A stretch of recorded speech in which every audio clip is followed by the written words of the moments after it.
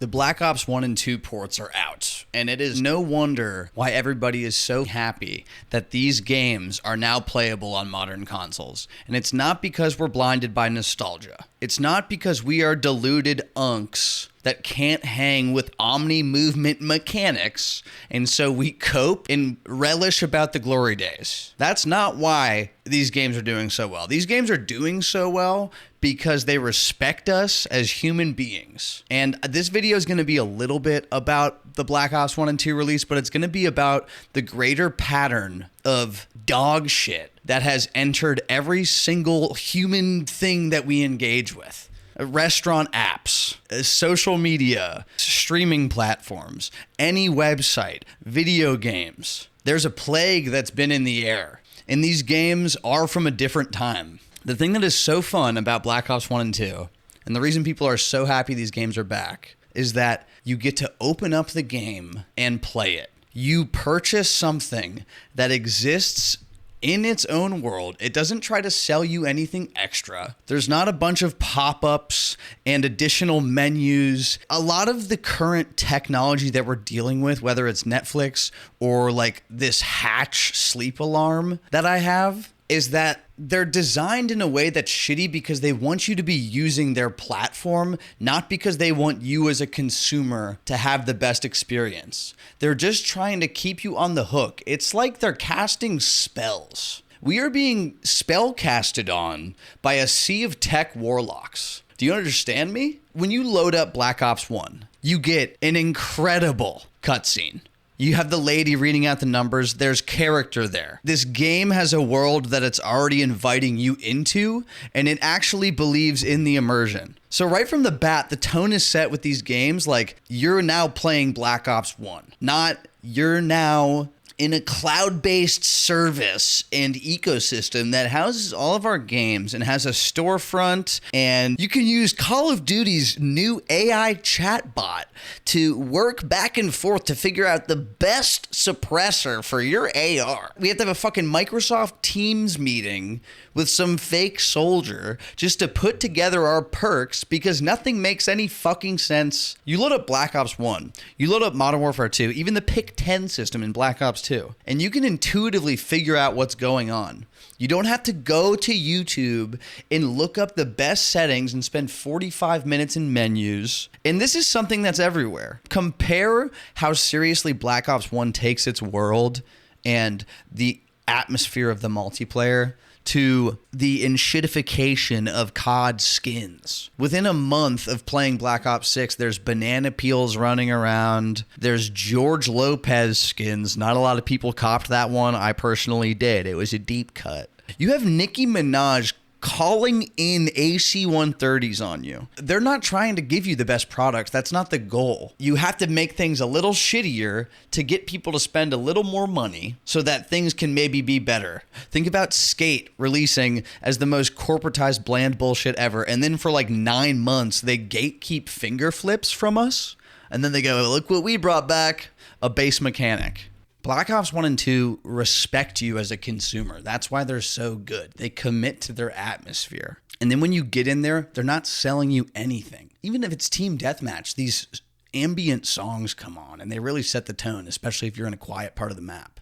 I've been having so much positive nostalgia playing these games. You want to kill the enemy team, they're in the enemy team's uniforms. There's a purity to that. You pay for what you get and then you're left alone. It's their job to go make something else that's cool, not sell you a bunch of garbage. These games are so good. The zombies is eerie, and the HUD is stylistic and immersive.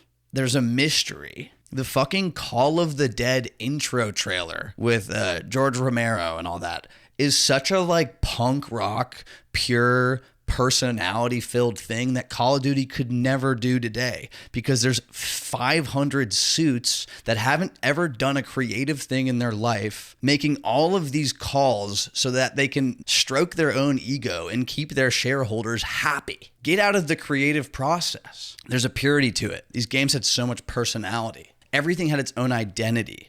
Modern Warfare 2 is like a completely different world than Black Ops 1. Black Ops 1 and 2 are completely different. This isn't necessarily a good thing, But I played my first round of gun game yesterday. I was neck and neck with this dude the whole day. My fiance's sitting next to me, minding her own business, like drawing and listening to classical music, you know, just being so at peace. The contrast was crazy.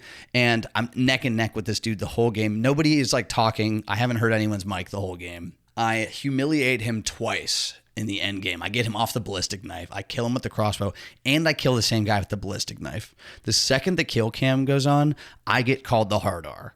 And I didn't even know my controller speaker was on, so that just came out. Guns blazing out of my PlayStation 5 controller.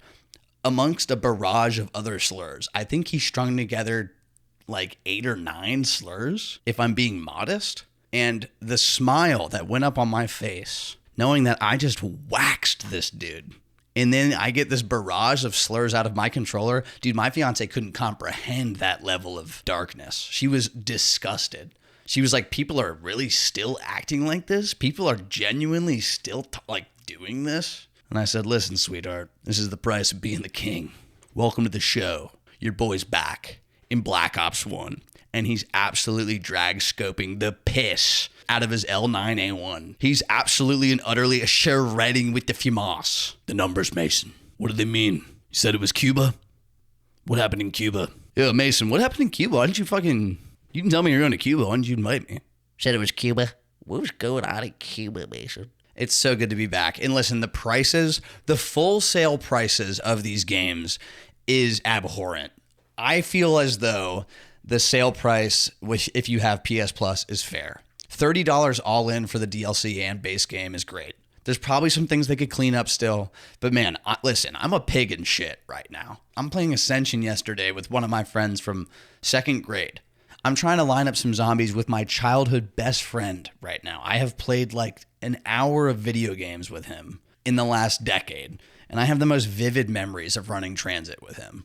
And we're scheduling a time to hop on and play some Black Ops 1 zombies, Black Ops 2 zombies. That's peak, dude. And it even, you know, I have mixed feelings about an FOV slider because a part of me is like, oh, it would be nice to have that for zombies.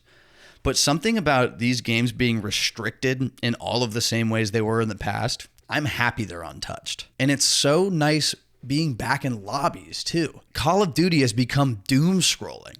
Every map is smaller than Nuketown. The movement junkies are everywhere, dude. And you don't go back to a lobby. Like, you want to talk about people needing third spaces? As toxic as they were, being able to actually stay in a lobby and talk with the chat, I made friends that way as a kid. All my friends had Xbox and I had a PS3. I only had like a couple buddies on PS3. So I ended up in lobbies with guys.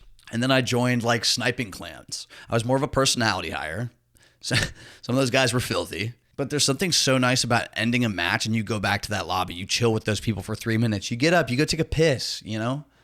Everybody's talking shit. Everyone's having fun. Maybe you get a snack, stretch out a little bit, and then you join the next one. Instead of being thrown into game after game. Like, this is not just a video game thing. Netflix, okay? I remember in middle school, my parents were on Netflix fairly early, and I would pick movies from the internet and have to add them. Eventually, it became streaming more similar to what we have now. But it wasn't this infinite scroll, vaguely algorithmic garbage menu system. You don't even know what you're looking at on modern Netflix. I could go to indie films. I could go to action adventure. I could go to A through Z and look at the whole catalog in order to make sure I'm not missing anything.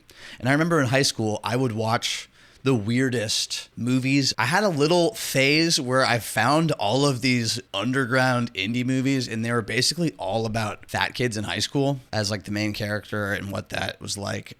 I just like was really fucking with them. I was really fucking with this subgenre. You can't do that on Netflix anymore. I was on Netflix the other day, and again, I'm just trying to find something. And I'm scrolling. It's like, oh, picks for you based on what you've recently watched. Here's your recently watched. And then the categories start to get progressively less sensical. I see the movie Robots in kids and family. That makes sense. Cool. I like robots. And then I go past comedy. And about 10 movies in, Robots is there. And I'm like, there are jokes. There are jokes in Robots. I suppose that makes sense. And then I scroll up to Gemini's Spill the Tea. You heard me correctly. Gemini's Spill the Tea was a category on Netflix. And if the goal is not to have me streaming, it's to have me scrolling, then providing me clear-cut answers and navigation on the main menu is against that goal. So instead, you have to barrage me with spells. You have to just throw shit at me until I can't even see straight. You got to discombobulate me so that I have to look for a movie for 30 minutes. Gemini spilled the tea. Robots is also in that category. Fuck me tender. Now I'm pissed off. And below that, big pajama party energy. And you know what was in that? Robots.